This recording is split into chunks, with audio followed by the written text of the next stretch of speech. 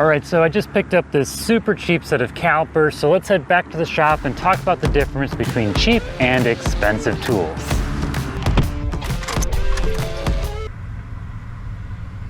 Calipers are precision tools that measure the distance between 2 points, a gap, or an object's thickness. I firmly believe that calipers are an absolute must-have for the shop, whether you're a woodworker, a maker, or even a DIYer. Before we get into my thoughts on which set of calipers you should buy, spoiler alert, it's probably not the most expensive ones. Let's take a look at a few different tools ranging from $10 to $140. Each of these sets of calipers measures down to 0.001 inches, or 0.01 millimeters, which is less than the thickness of a human hair.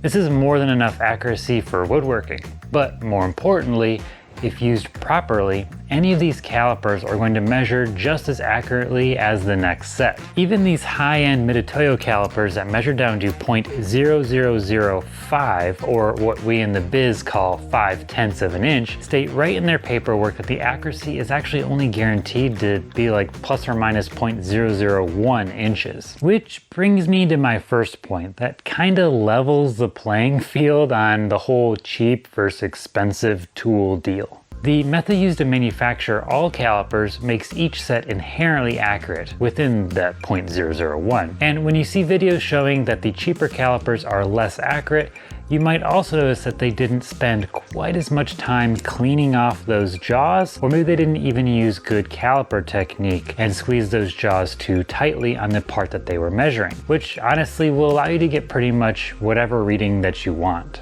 Actually, you can do this with pretty much any set of calipers, cheap or expensive.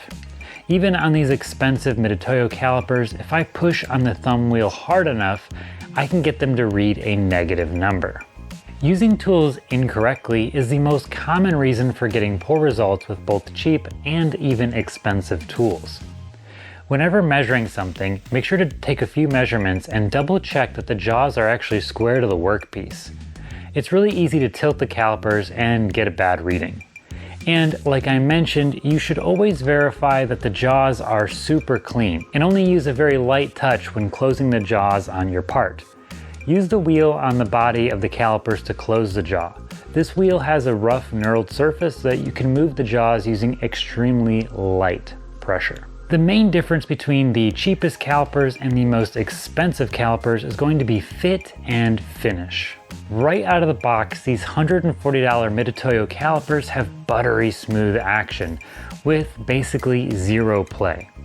All of the machine components look like jewelry with no sharp edges, but also no file marks or scratches from breaking those sharp edges. The lower jaws are flat and square, and the upper jaws are already calibrated so that you can accurately measure internal features. The depth gauge is also ground after assembly so that it's accurate as well. Overall, these calipers look, and more importantly, feel like a quality tool.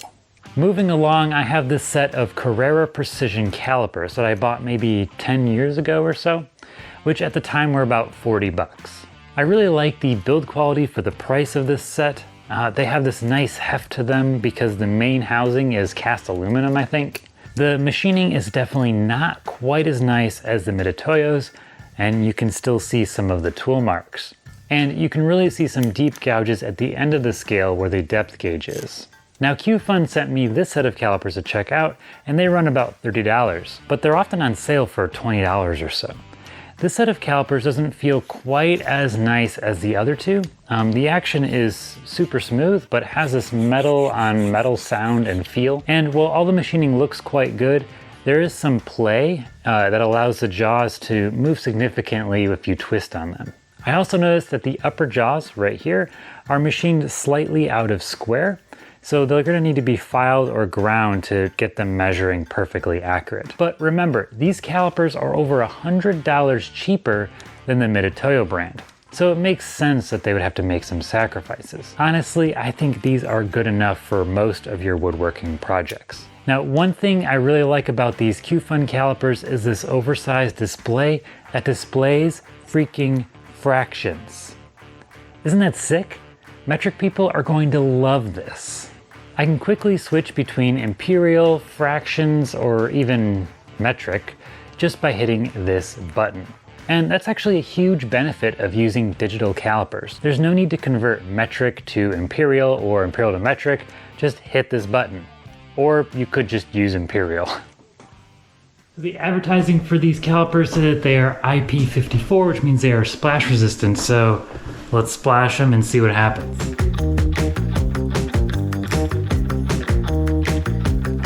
Alright, so that was a bad idea. These are definitely for dry woodworking, not underwater woodworking. The LCD display isn't really working very well at all now. So if you do buy these, just make sure you use them in the shop and not underwater.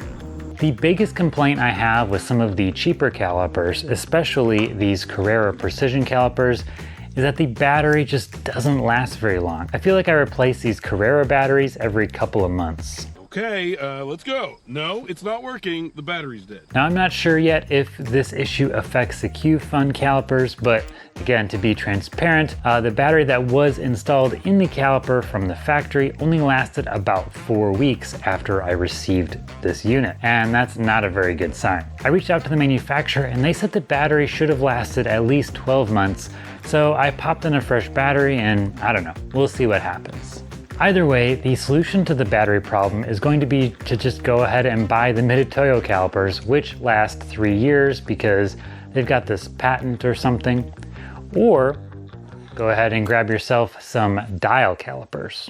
These dial calipers were only 25 bucks and they do the trick.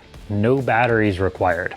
But there is a catch. I had to take them completely apart just to clean out all the metal shavings left over from the manufacturer. But honestly, what else would you expect from the store that sells quality tools at low prices? Dial calipers are a little tricky to get used to at first, but it's nice having something that just works all the time. Of course, you can't convert imperial to metric with the push of a button, but really, who cares? Moving on, I wanted to include some really cheap calipers in this list, so I picked up this set of super cheap $10 composite digital calipers from the store that we're not going to mention anymore. And all I can say is, don't buy these are total trash.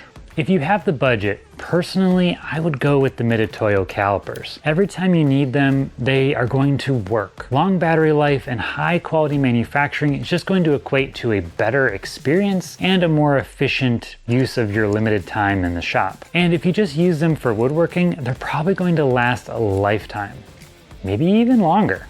That being said, if you're on a budget, try to look for calipers in the $30 range. Either the Carrera or the Q-Fun brand seem to be great choices. I'll have links in the description down below if you want to check those out. Thanks for watching, and I'll see you in the next